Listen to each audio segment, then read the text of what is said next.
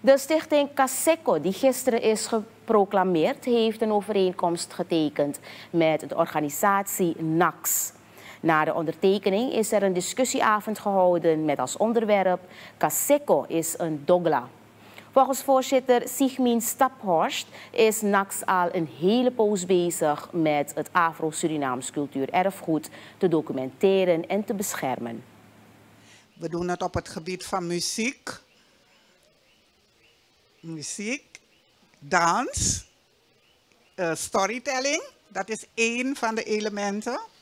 Maar we doen het ook op het gebied van ambachten en beroepen, op het gebied van religie, op het gebied van literatuur en taal.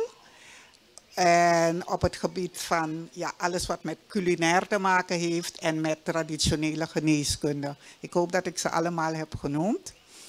En in 2005 en 2006 waren we heel actief met alle Afro-Surinaamse organisaties om een lijst op te stellen van alle Afro-Surinaamse cultuurelementen die van belang zijn om bewaard, beschermd te worden voor Suriname.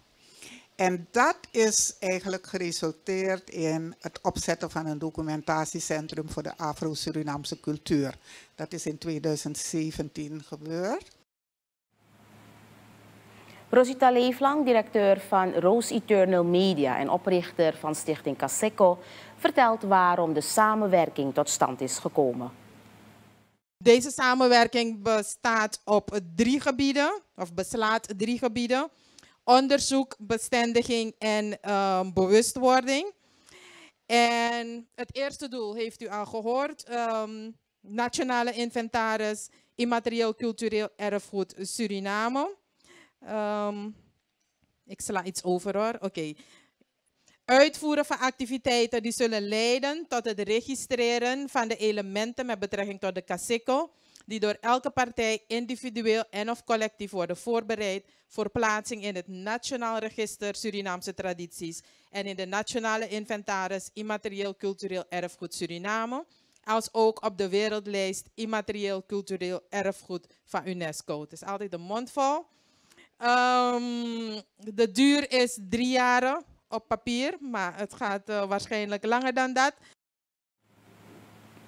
De samenwerkingsgebieden tussen de 2 organisaties zijn onder andere onderzoek en training op het gebied van muziek, dans en documentatie verzamelen en beheren.